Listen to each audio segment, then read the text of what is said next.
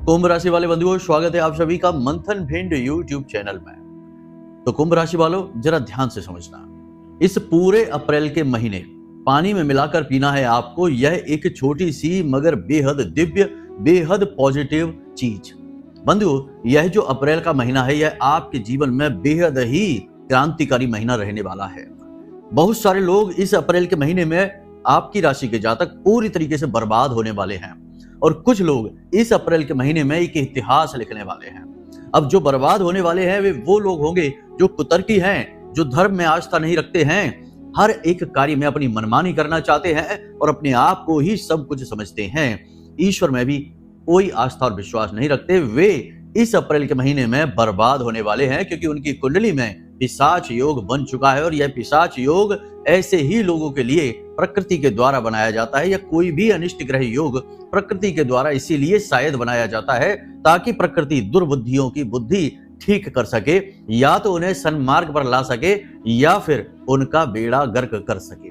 जी हाँ बंधुओं, इसीलिए हम आपको कहते हैं कि इस अप्रैल के महीने में केवल वे लोग ही तरक्की करेंगे जो धर्म को मानते हैं, आस्था रखते हैं ईश्वर में और सन्मार्ग पर चलते हैं, और कुछ अपने जीवन की नकारात्मकताओं को दूर करने के लिए छोटे छोटे उपाय और क्रियाएं करने से भी पीछे नहीं हटते हैं। ऐसे लोग तो बहुत तरक्की करेंगे। पिशाच योग जो बना है शनि और राहु के मेल से, यह योग नाम से तो भयानक है, लेकिन इसका काम दो तरीके से होता है। एक तो किसी को ऊपर उठाना, क्योंकि इस योग से कुंडली में बेहद एनर्जी, बेहद ऊर्जा उत्पन्न हो जाती है, जो जातक के जीवन में कहीं भी पहुंचाने की दम रखती है, यानी कामयाबी इतनी भी बड़े स्तर की उसे दिलाने का दम रखती है। लेकिन यही अत्यधिक बढ़ी हुई ऊर्जा कभी कभी विस्फोट का कारक भी बन जाती है।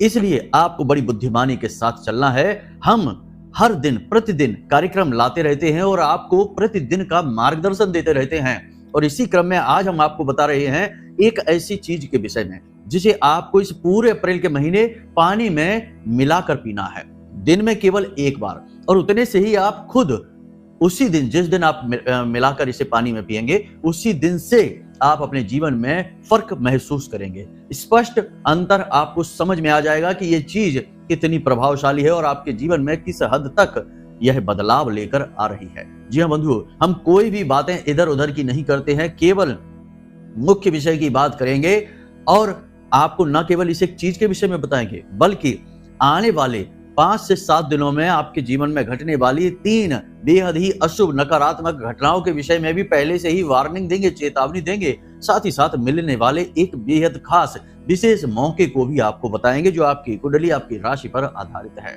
जी हाँ बंधुओं, आज का यह कार्यक्रम बेहद ज्ञानवर्धक है, क्योंकि हम न केवल इस कार्यक्रम के माध्यम से आपको आपके आने वाले समय के बारे में संकेत देंगे, चीज के विषय में बताएंगे जो आपके जीवन में पॉजिटिव एनर्जी, ईश्वर की कृपा और आशीर्वाद को लेकर आएगी।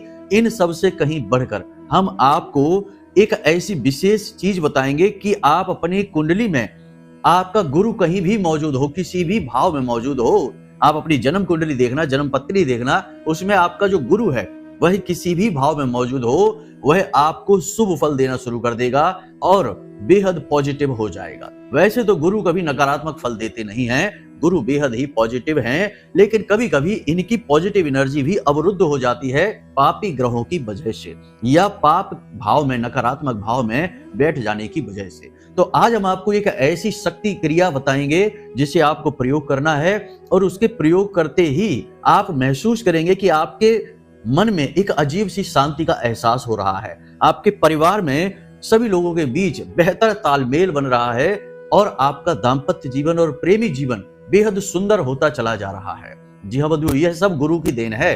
फिर अंत में आपके जीवन में धन संपत्ति आकर्षित हो रही है, क्योंकि गुरु भगवान नारायण श्री हरि विष्णु के ही रूप हैं। तो माता लक्ष्मी को आकर्षित करने का, आपके जीवन में लेकर आने का उनका ही कार्य है।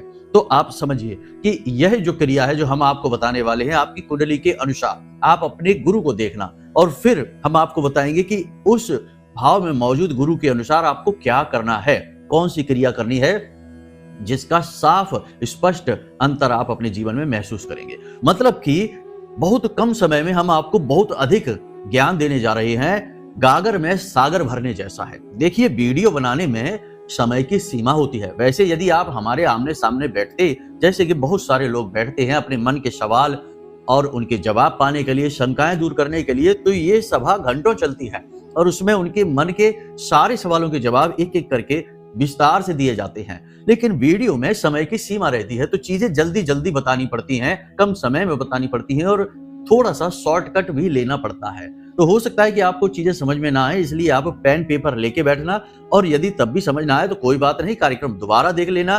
तब भी समझ ना आए तो कोई बात नहीं है, नंबर हमने वीडियो में दे रखे हैं, इन पर फोन लगा देना। 10 बजे से 4 बजे के बीच दिन में आपकी बात हो जाएगी, आपकी शंका समाधान हो जाएगी। बस इतना ही तो किया जा सकता है।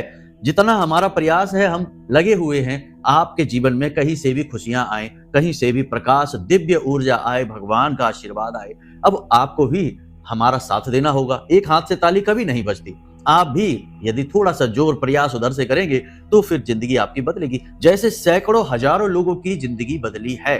हमारे पास लगातार फोन आते हैं, लगातार मैसेज आते हैं कि गुरुजी आपने ये उपाय बताया, इससे हमारा बहुत भला हो गया, हमारे पैसे हमारे पास वापस आ गए, हमारा जो बेटा था शराब पीता था उसने शराब पीना कम कर दिया, बहुत सारी कर्जा हमारा चुकने लगा। तो बहुत सारे मैसेज आते, बहुत अच्छा लगता है। अब आपकी बारी है, ठीक है? तो ध्यान से सारी बातों को समझना है, हर बात को अपने जीवन में उतारना है और फर्क स्पष्ट तौर पर कुछ ही दिनों में आपको अपने जीवन में दिखाई देने शुरू हो जाएंगे। यह कार्यक्रम बेहद महत्वपूर्ण है, इसे याद रखना। तो चलिए आज के इस विशेष कार्यक्रम की शुरुआत करते हैं महामाई को याद करते हुए, क्योंकि उनको याद किए बिना तो हमारा दिन ही शुरू नहीं होता, कार्यक्रम कैसे शुरू कर देंगे। तो चलिए कमेंट बॉक्स में पूरे भक्ति भाव के साथ लिख डालिए, जय मां भद्रकाली कृपा करो। महामाई निश्चित तौर पर आपके जीवन में कृपा करेंगी, क्योंकि अभी तो नवरात्रि चल रहे हैं। महामाई अभी इस धरा पर, भूमि पर विराजमान है और हम सबको देख रही हैं कि कौन क्या कर रहा है।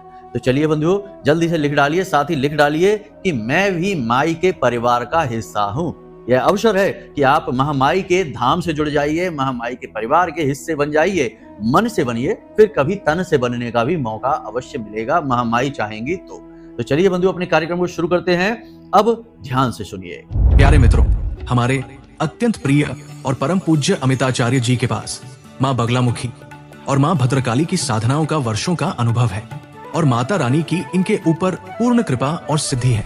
आचार्य जी ने अपने सटीक कुंडली विश्लेषण और श्रेष्ठतम उपायों के माध्यम से हजारों लोगों के जीवन को खुशियों से भरा है।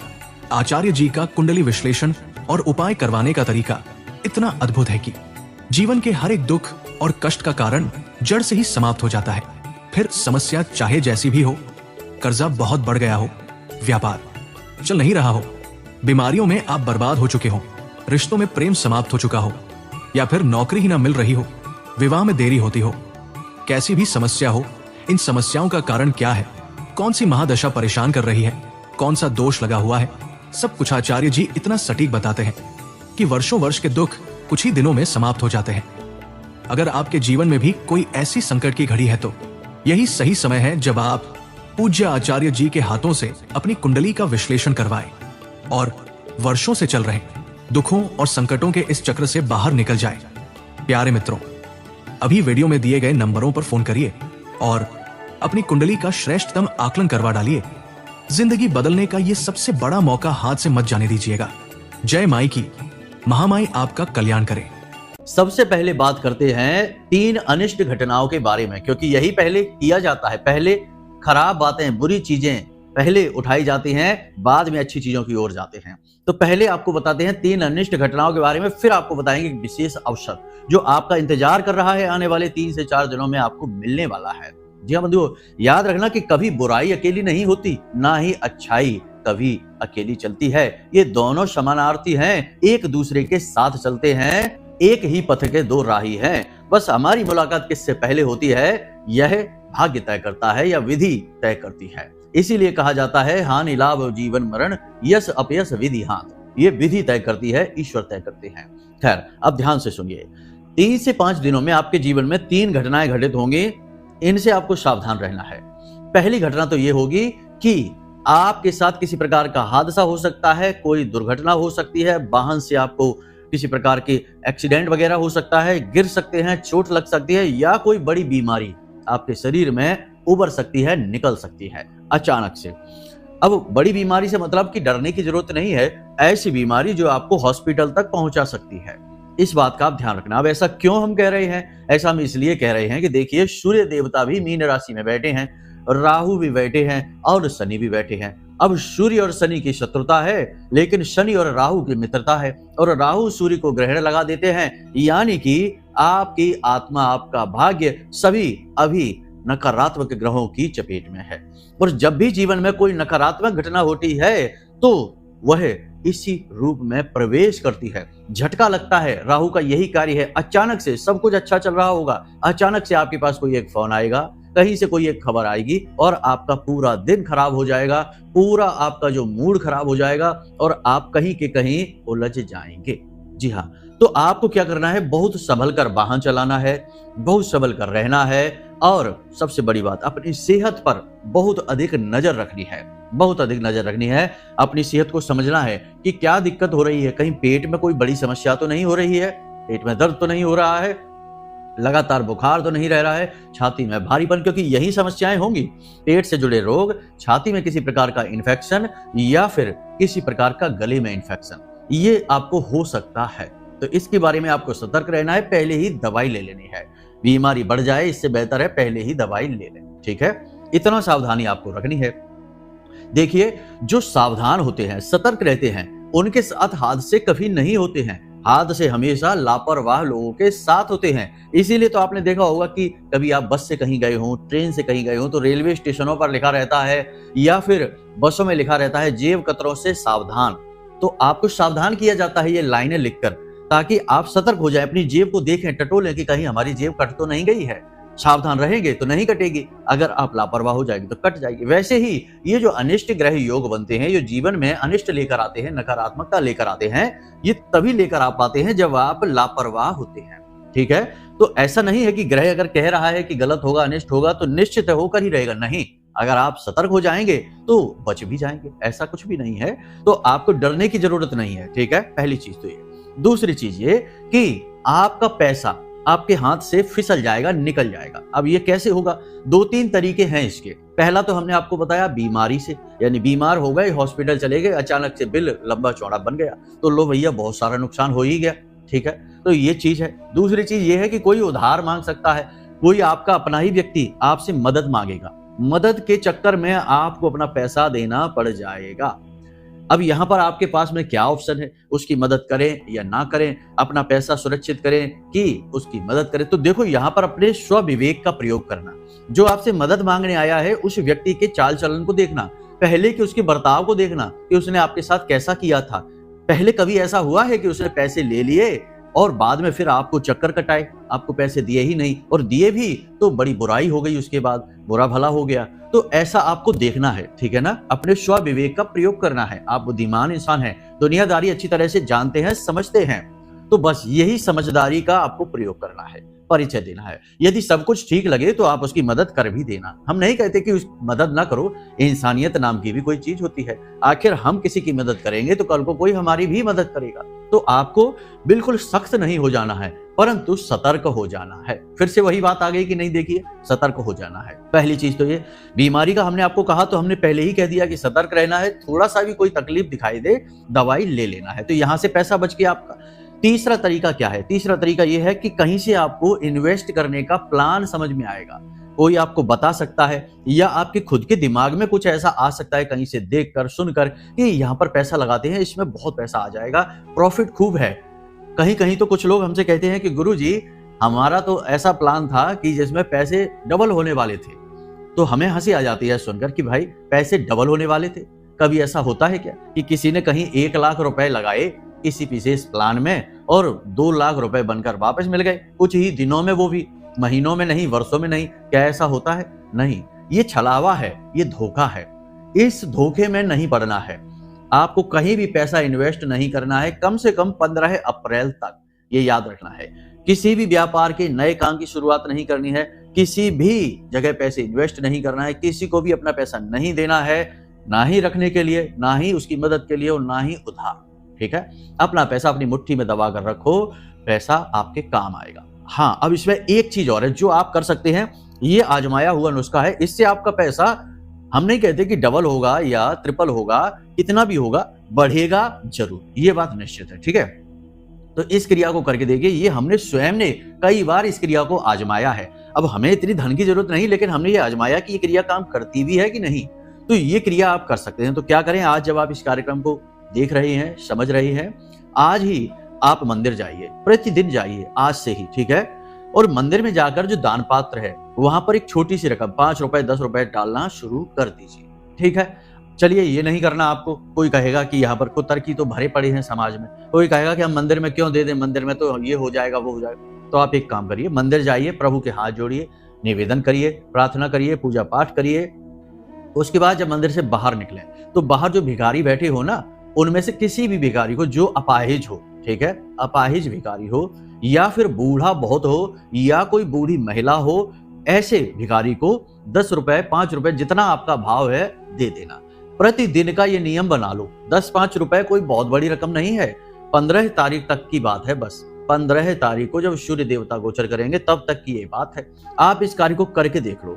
देखो, हम आपसे कहते हैं कि अगर आपके पास, मान लेते हैं एक उदाहरण के तौर पर, कि 10,000 रुपए पड़े हैं अभी इस समय, ठीक है, 10,000 रुपए आपके पास, आपके बैंक में, आपके लॉकर में, आपके जहां भी आप रखते हैं वहां पैसे रखे हैं, और आपने प्रतिदिन यह क्रिया शुरू कर दी, तो 15 दिनों में 10, 12, 14 दिनों में कितना, 10 रुपए के हिसाब से 100, 120 या 150 रुपए खर्च हो रहे हैं। लेकिन बात यहाँ पैसे की नहीं है, बात यहाँ भावना की है कि आप कैसे भाव से यह प्रतिदिन क्रिया कर रहे हैं।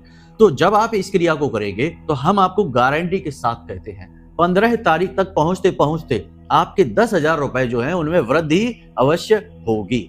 निश्चित तौर पर वृद्धि होगी हर हाल में। प्रकृति का नियम है, ब्रह्मांड का नियम है, ईश्वर का नियम है कि जो हाथ खोलेगा उसका हाथ भर दिया जाएगा, और जो हाथ सिकोड़ लेगा उसके हाथ से छीन लिया जाएगा। आप देखिए कि जब हम भगवान से कुछ मांगते हैं या किसी से भी कुछ भी मांगते हैं तो हाथ खोलते हैं। अब हमारे हाथ में यदि पहले से ही कुछ रखा है तो उसके जाने का पूरा चांस है, चले जाने दो, कोई बात नहीं, लेकिन हमने हाथ फैलाया है, दूसरा हमें इसमें कुछ ना कुछ जरूर देगा। और ब्रह्म तो देने के लिए ही है, हम हाथ फैलाएं तो, लेकिन हम तो जो हमारे पास थोड़ा बहुत है उसे बचाने के चक्कर में मुट्ठी बीच कर रखते हैं, तो भला कोई हमें कैसे देगा। तो ये हाथ खोलने की कला है, इसे आप सीखिए। हाथ खोलेंगे आप, आपका हाथ भर दिया जाएगा, ठीक है। गागर में सागर वाली बात है, जल्दी जल्दी बताना है इसलिए, वरना और उदाहरणों के साथ आपको ये बात हम प्रमाण कर देते, ठीक है। तो यहां से आपने समझ लिया, ये क्रिया आप कर लें। इससे दो बातें होंगी, आपका धन बढ़ेगा, ठीक है, और दूसरा ये होगा कि अगर कहीं अनावश्यक रूप से आपका पैसा खर्च होने वाला होगा तो वो नहीं होगा, उस पर रोक लग जाएगी, ठीक है। नेगेटिव एनर्जी आपके पैसे को बर्बाद नहीं कर पाएगी। और तीसरा ये कि लक्ष्मी जी का स्वभाव है चंचला, तो लक्ष्मी चलायमान है, आपके पास सुरक्षित रखा है पैसा, वहां लक्ष्मी जी को अच्छा नहीं लगेगा, लेकिन आप धीरे धीरे थोड़ा थोड़ा निकाल रहे हैं, लेकिन शुभ कार्य में निकाल रहे हैं। इससे माता लक्ष्मी प्रसन्न होती हैं, मुस्कुराती हैं, और उनके स्वभाव के अनुरूप ही पैसा गतिमान हो जाता है। तो आपके पास रुका भी है और गति में भी है, आपको इसका बहुत लाभ मिलेगा। इसे करके देख लेना, ठीक है। फिर बात करेंगे, आप खुद ही फोन करके हमसे कहेंगे कि गुरुजी आनंद आ गया, आपने तो बड़ा ही गजब की बात बता दी हमको। तो दो बातें यहां पर आपने समझ ली। तीसरा, आपको जो अनिष्ट है, नकारात्मक है, इससे जरूर बचना है आपको, क्योंकि यहां आप कभी कभी उलझ जाते हैं, थोड़ा सा आप यहां पर लापरवाही करते हैं। क्या है, विवाद हो सकता है, झगड़ा हो सकता है, तनाव हो सकता है, और वो भी आपके अपने ही किसी व्यक्ति के साथ। परिवार का कोई व्यक्ति होगा, आपका मित्र होगा, आपका दोस्त होगा, ऐसे ही किसी व्यक्ति के साथ विवाद हो सकता है, तनाव की स्थिति आ सकती है, झगड़ा भी हो सकता है, बात बहुत अधिक बढ़ सकती है। होगा यह कि 1 से लेकर 15 अप्रैल के बीच लोग आपको उकसाएंगे, आपका अपमान करेंगे, ऐसी बातें बोलेंगे जिससे आपको क्रोध आ जाएगा, अंदर से आप आग बबूला हो जाएंगे। जी हाँ, आपकी दुखती रग पर हाथ रख देंगे। ये लोग करेंगे ऐसा जानबूझकर आपको। तो आपको यहां पर क्या करना है, आपको शांत रहना है, अपने क्रोध पर नियंत्रण रखना है, जवाब नहीं देना है। याद रखना बंधुओं कि जब कोई किसी को दुखी करता है, किसी की दुखती रग पर हाथ रखता है, तो उस इंसान को बहुत बुरा लगता है, उसके मन में क्रोध भी उत्पन्न होता है, और जब वह कुछ कर नहीं पाता तो उसका मन रोने लगता है, आंसू निकलते हैं। और जब उसका मन रोता है तो उसके मन को, उसके मन से निकली हुई आह को ऊपर वाला सुन लेता है, और जब ऊपर वाला सुन लेता है तो जवाब ऊपर वाला ही देता है, आपको जवाब देने की जरूरत नहीं है। और याद रखना कि ऊपर वाले की लाठी में आवाज नहीं होती। ये कहावत बनाई गई, क्यों बनाई गई, क्योंकि ये व्यवहारिक है, सत्य है। इसलिए जब कोई आपको दुखी करे, आपको प्रताड़ित करे, आपको परेशान करे, उकसाए, आपकी कमजोरी का लाभ उठाने की कोशिश करे, तो आपको जवाब नहीं देना है, आपको चुपचाप उसे कड़वा घूंट समझकर पी जाना है। और आप देखना कि आपके जो जो उसने गलत किया है उसका परिणाम वो खुद कुछ ही समय में भोगता नजर आएगा। ठीक है, ये चीजें बहुत जरूरी है, बारीक है, समझनी बहुत आवश्यक है। तो यहां पर ये चीजें, अब एक विशेष अवसर की बात हमने आपसे कही। देखिए, जब भी विनाश काल होता है तो बुद्धि विपरीत हो जाती है, लेकिन कैसा हो कि विनाश काले विपरीत बुद्धि की जगह विनाश काले अनुकूल बुद्धि कर दी जाए। जी हाँ, विनाश काले अनुकूल बुद्धि। तो पिशाच योग बना हुआ है, सूर्य देवता राहु की चपेट में है और नकारात्मक ग्रह योग जब आपकी कुंडली में बने बैठे हैं, तो ऐसे में कैसा हो कि आप भगवान की शरण में चले जाएं, धर्म की शरण में चले जाएं, धर्म का कार्य करें, प्रभु के पैर को ऐसे पकड़ लें कि फिर वो आपसे छुड़ा ही ना पाए। जी हाँ, याद रखना, यही है सफलता की चाबी। जिसने धर्म को अपनाया, जिसने भगवान को अपनाया, धर्म ने फिर उसे अपना लिया और फिर उसकी रक्षा की और फिर उसका कोई बाल भी बांका नहीं कर सका। धर्मो रक्षति रक्षतः, जो धर्म की रक्षा करता है, धर्म फिर उसकी भी रक्षा करता है। याद रखना।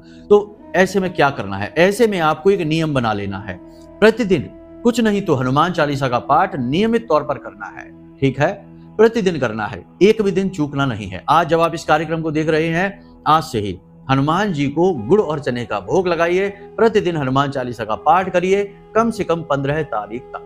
ठीक है, जब तक समय खराब है, सूर्य देवता जब तक राहु के भाव में बैठे हैं, शनि के भाव में बैठे हैं, तब तक प्रतिदिन आपको यह करना है। प्रभु से निवेदन करिए, प्रभु से अपने दिल की बात बताइए, अपनी दुख तकलीफ बताइए, अपनी समस्या बताइए, अपनी जीवन की अड़चने, रुकावटें, अपने शत्रु, सब कुछ उन्हें बताइए और उनके हो जाइए। जब आप उनके हो जाएंगे तो कोई अपनों का बुरा थोड़े ही होने देता है। प्रभु भी कहते हैं, श्रीमद् भागवतम में भगवान श्री कृष्ण कहते हैं कि वैसे तो मैं निष्पक्ष हूं, लेकिन जो मेरा हो जाता है उसके लिए पक्षपाती बनने में मुझे कोई गुरेज नहीं, इसलिए प्रभु के हो जाइए। ठीक है, तो ये चीजें हमने आपको बताई हैं, ये वास्तविकताएं हैं जीवन की। नकार देने से सूर्य काला नहीं हो जाता और दिन में रात नहीं हो जाती। आपके कह देने से कुछ नहीं होता है, जो सच है सो सच है। ठीक है, यहां तक सारी बातें आपने समझ ली।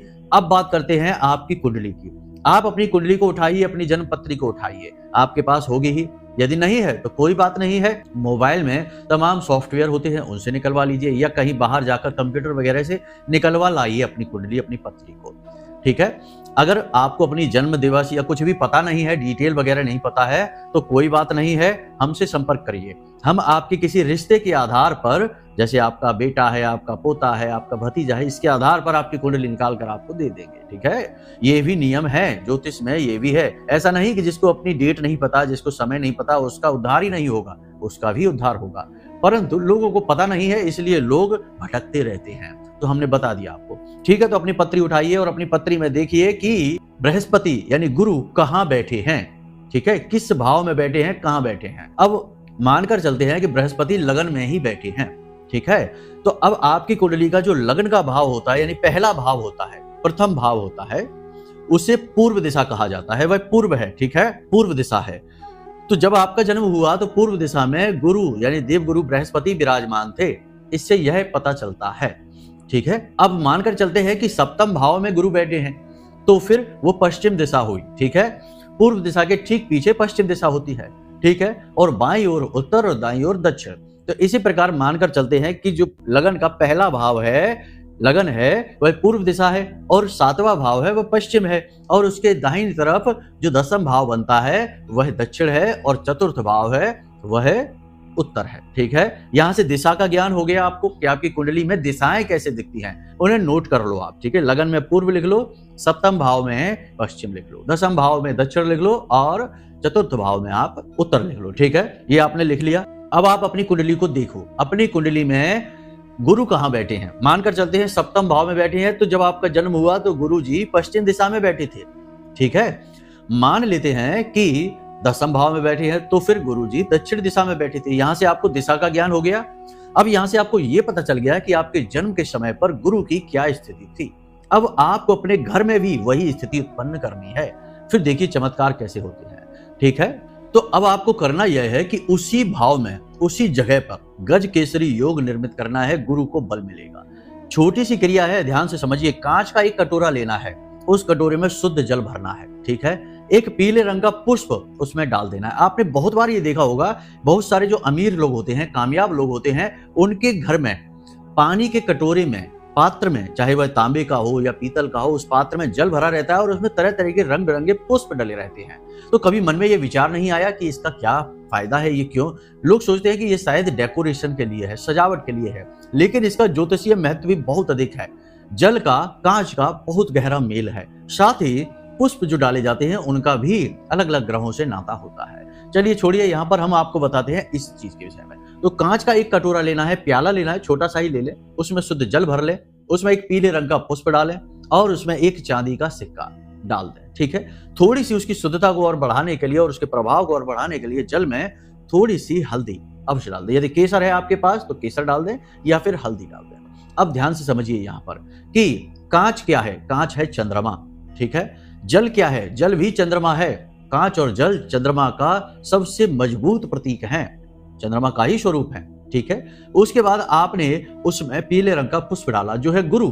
ठीक है, फिर थोड़ी सी आपने हल्दी भी डाल दी, यानी कि चंद्रमा का और गुरु का मेल हो गया।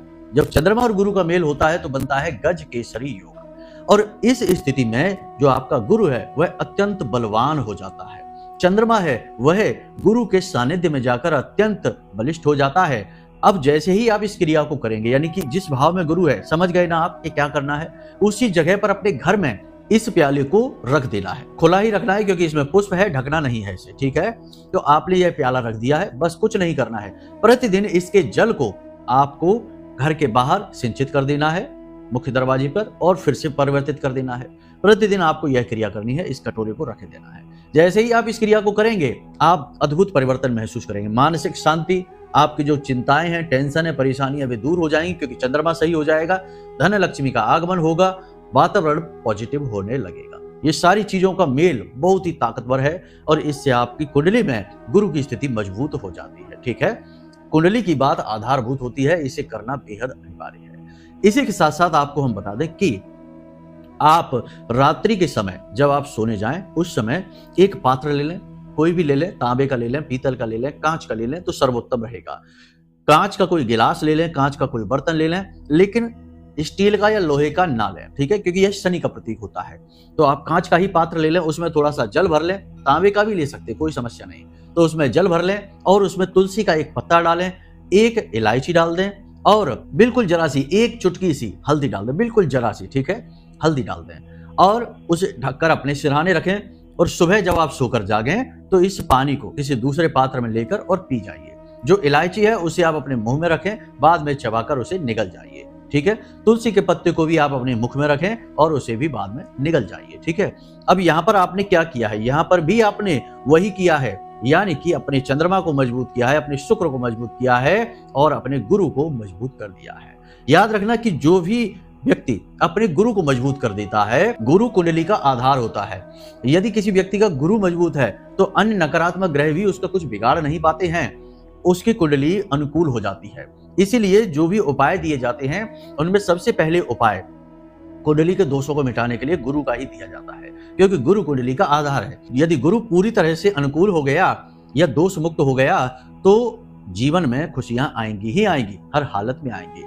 इसीलिए तो कहा जाता है गुरुर ब्रह्मा गुरुर विष्णु गुरुर देवो महेश्वरा। तो गुरु को मजबूत करिए। ठीक है, यहां से आपका उद्धार हो जाएगा। नहाने वाले जल में भी थोड़ा सा हल्दी मिलाकर प्रतिदिन स्नान करिए, कम से कम 15 तारीख तक आपको अद्भुत परिवर्तन महसूस होंगे और जो भी विनाश, जो भी नकारात्मकता आपकी ओर आ रही होगी, रास्ते से ही वापस लौट जाएगी। जी हाँ बंधुओं, तो ये सारी बातें हमने आपको बता दी हैं, इन्हें जीवन में उपयोग करिए, प्रयोग करिए और इनके परिणाम खुद आप महसूस करेंगे। हमें कमेंट करके, फोन करके बताना, निश्चित तौर पर आपको लाभ मिलेंगे। ये अचूक उपाय हैं, अचूक क्रियाएं हैं, इनका कोई तोड़ नहीं है।